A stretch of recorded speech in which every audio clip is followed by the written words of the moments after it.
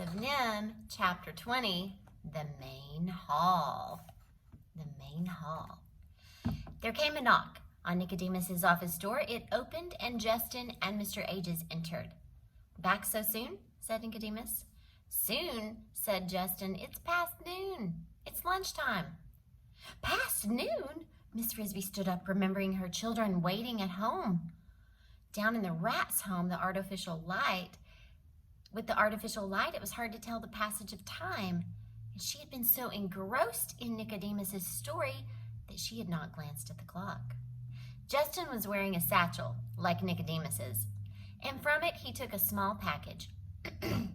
"Here's Dragon's medicine," he said, putting it on the table. He asked Miss Frisby, "Did he tell you about the toy tinker?" Nicodemus said, "No, I was just coming to that."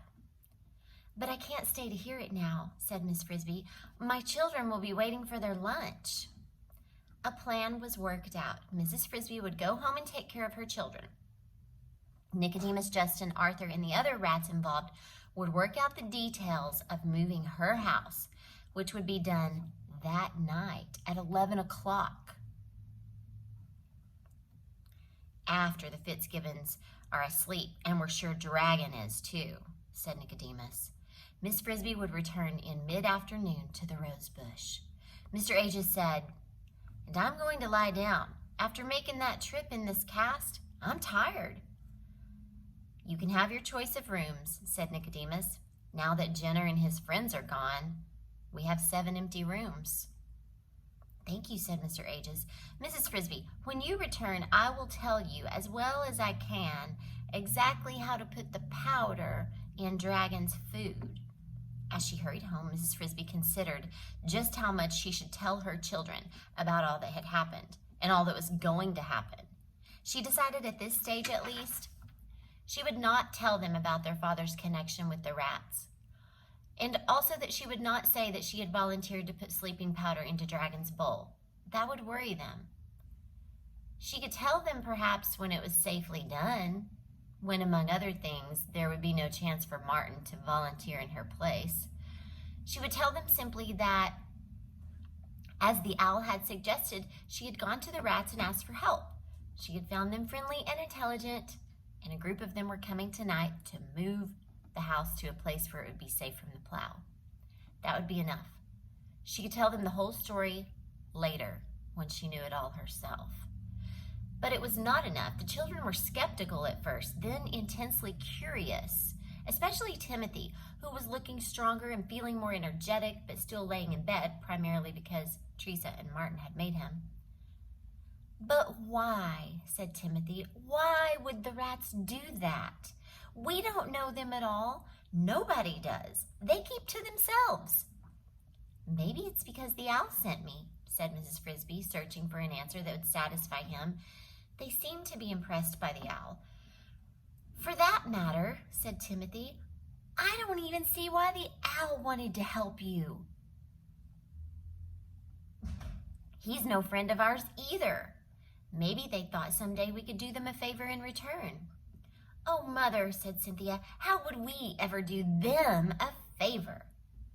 "You forget," said Miss Frisby, "I did Jeremy a favor. That's what started the whole thing." "That and my getting sick," said Timothy. "I wish I could get up. I'm tired of bed." "Not yet," said Miss Frisby, glad to change the subject. "You must save your strength, because tonight you will have to get up for a little while when they move the house. We must be sure you're well, wrapped up, and we must hope that the night is warm." "It will be," said Martin. "It turned quite hot outside." They ate lunch. That afternoon, Miss Frisby told the children that she must leave them to confer again with the rats about moving the house. When she thought of the danger that she would face in just a few more hours, she wanted to kiss them all goodbye. But knowing that Timothy, at least, was already suspicious, she did not dare. She told them that they shouldn't worry if she was a little late getting home for supper. On her way back to the rose bush, she felt quite relieved, almost cheerful. Her problem was nearly solved, and the final solution was in sight. If all went well, Timothy would be saved. If all went well.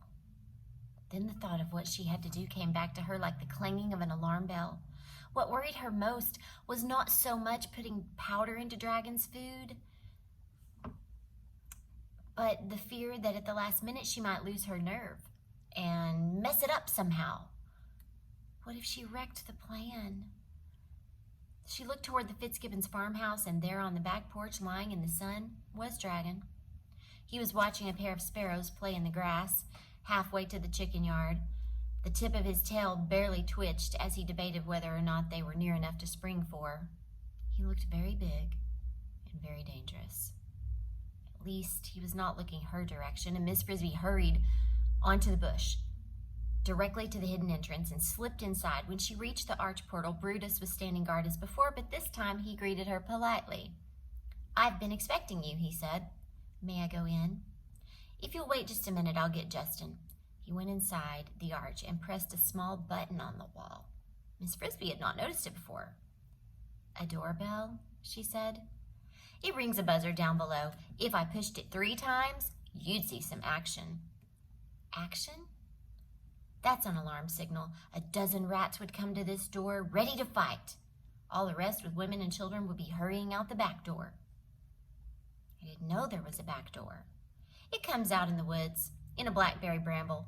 It's got a longer tunnel than this one." When Justin appeared, they went down the same hallway as before, but this time when they reached the chamber where the elevator and stairway led down, Justin paused. "Nicodemus thought you might like to see our main hall. Just a quick look. He said you asked about the plan." "I did," said Miss Frisby, "but he didn't tell me anything about it." "Well, it's more than just a plan now, but we're used to calling it that. If you see the main hall, you'll get an idea for what we're doing." So instead of going down as they had before, Justin led the way across the chamber where Mrs. Frisby had noticed the tunnel continued. They walked along for what seemed like several more minutes. "Somewhere right along here," Justin remarked, "you're entering the woods. You'll notice the tunnel runs a bit crooked. We had to bend it to go around the tap roots, some as thick as fence posts."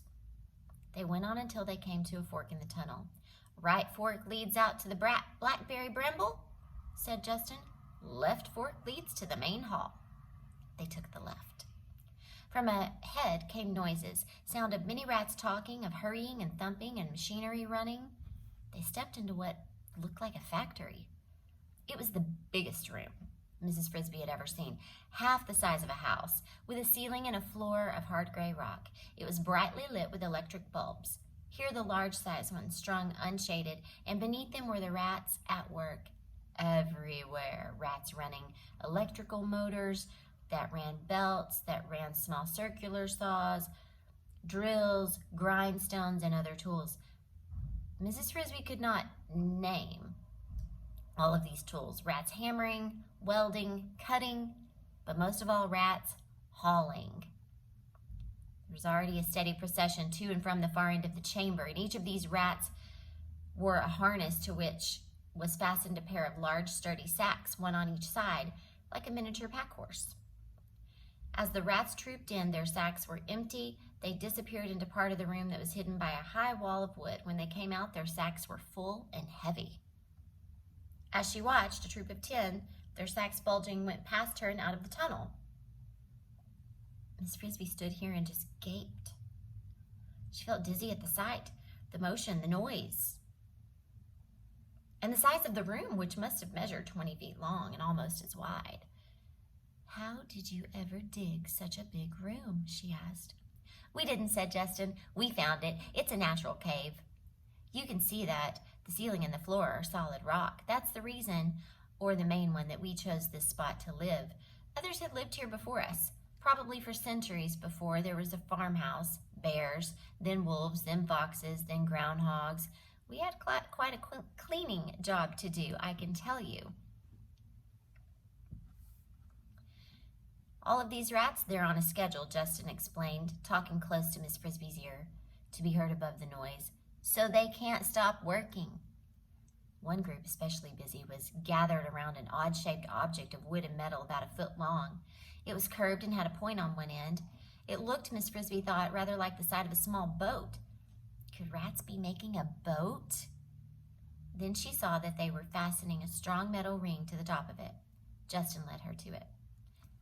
That, he said, is our most important invention. It's the key to the whole plan. We made a pilot last fall. We tried it out and it worked. So now we're making 3 more. But what is it? It's a plow.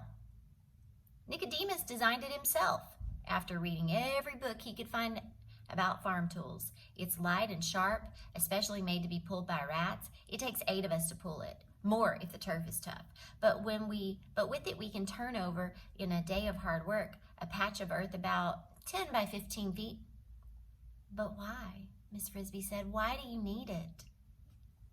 Come over here and I'll show you. He led the way to the back of the cave where the high wall stood. He opened a door and beckoned her through.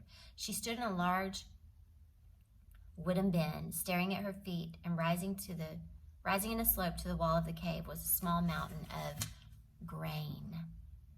Oats, said Justin. He led her on and opened another door. Another mountain of grain. Wheat, he said, and others. Barley, corn, soybeans.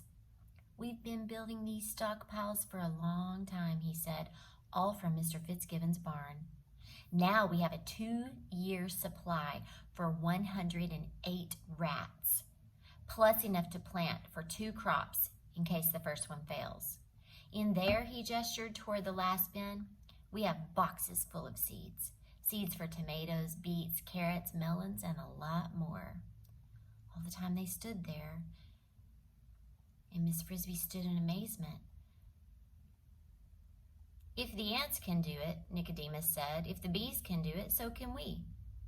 Do what? Said Miss Frisby. Why, live without stealing, of course. That's the whole idea. That's the plan.